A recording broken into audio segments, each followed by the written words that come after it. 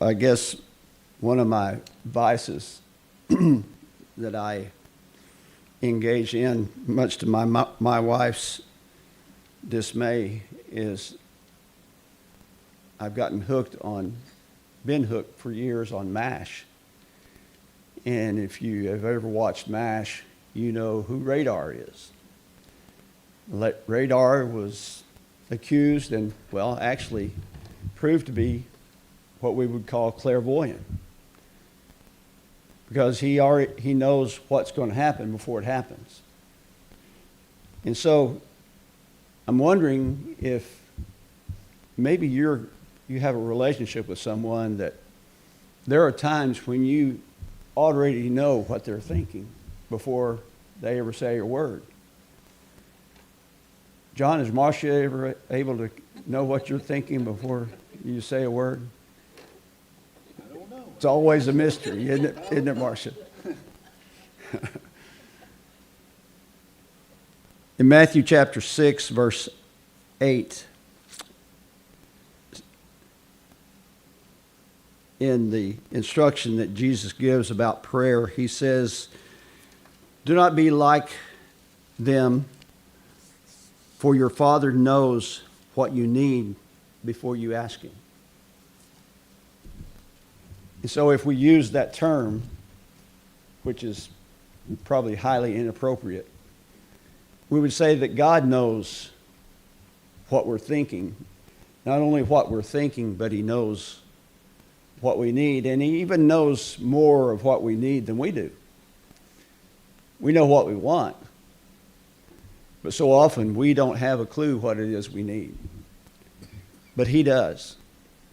And that is something that I was actually having a discussion over the phone with my daughter earlier this week, and she was asking me about Psalm 139. And in Psalm 139, it gives us a psalm that is a psalm of David. And he begins that psalm by saying, "O Lord, you have searched me, and you know me. And you know when I sit and when I rise, you perceive my thoughts from afar." He knows what we're thinking. Have you ever been engaged in a conversation with someone and some words came out of your mouth that you wish you hadn't said? And maybe even immediately you say something along the lines of, "I didn't really mean to say that." And yet sometimes that's kind of just an effort to save face. Because if it wasn't in here, how could it come out here? And so that's something that we need to think about. But when we're talking about our relationship with God, we're talking about the fact that He does know. He knows us. And He knows what's really going on inside here. You know, I can walk in those doors on a Wednesday night or even a Sunday morning, and I can have a presentation of myself that, you know, may be all spiritual and positive and upbeat and all those things, when on the inside, there's a real war going on the inside, personally. And I can't recall a time recently when that's happened, but there have been times in the past when that's been exactly what's going on inside of Bob. And so when we do that with God, when we say, "Well, God, you know what I need," are we saying I know what you need, or you know what I need, or are we saying you know what I want? And do they line up? In verse 4, he says, "Before a word is on my tongue, you know it completely, O Lord."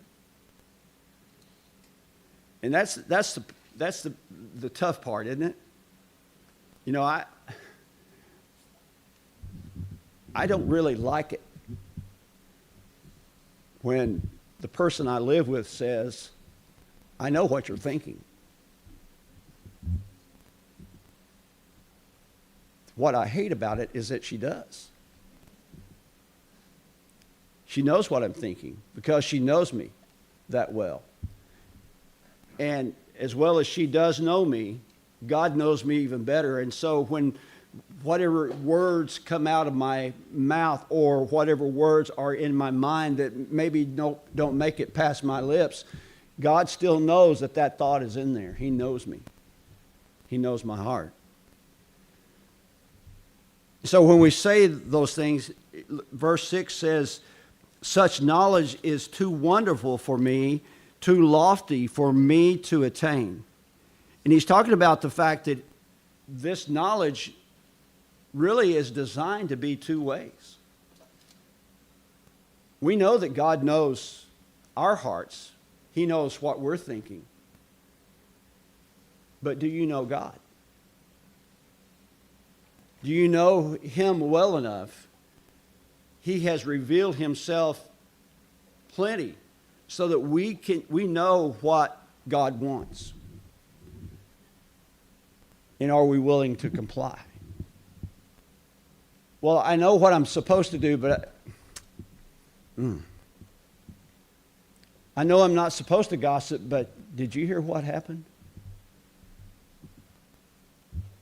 You know, and a lot of times we say, well, that's one that we can just chuckle about. You know, we don't make a big deal about gossip because, why? Everybody does it, right? Yeah, it feels good. Maybe causes us to be on a higher level than the person we're talking about or something like that. But when it comes to God, He knows. And there's no masking it. There's no denying it.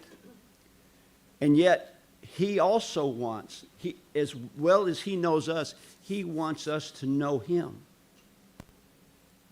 Jeremiah 31 is a passage that I refer to quite often. Verses 31 through 34 gives us a description of life under the new covenant and our relationship with God under the new covenant. And in that description, He will say there will be no more need for us to teach one another because everyone will know me. Well, does that mean we are going to know everything there is to know about God? Of course not. There's no way that you and I will ever get to that point. But you will know Him to the point that you understand, you know what God wants. And so the question is never really, what does God want? I'm not really sure. And you might say, well, there might be those occasions which we just don't know which way to turn. We don't know which choice to make. But here's the good news, and this was what my daughter called me to ask me. In verse 9, it says, if I rise on the wings of the dawn, if I settle on the far side of the sea, even there your hand will guide me. Even there your hand will guide me. We just mentioned it in class a while ago that when we face temptation, what is the promise that Paul gives us? That we will not face a temptation that God doesn't give us a way of escape. He will always provide that. And so when he says, your right hand will guide me, that's part of the process. That He will give us a clear indication most of the time about the choice that we need to make. And you say, but there have been those times where I really just didn't know. Well, if you didn't know, that's probably a pretty good indication that He was just giving you the freedom to choose. But it says very clearly, your hand will guide me. And then he goes on to say, your right hand will hold me fast, It's the NIV version. So first of all, your hand will guide me. But your right hand will hold me fast. In other words, he will give us the direction, but he also, his right hand represents the strength of God. He will give you the strength to do what you're supposed to do. And here's what I want you to take from this. The main thing I want you to take from this is simply the fact that how privileged are we to be able to have a relationship with the creator of the universe. That I can have that level of fellowship with him to the point that he knows my heart. He knows everything about me. He even knows the words that are coming out of my mouth before they pass my lips. And I have the privilege of having that kind of relationship with my Creator.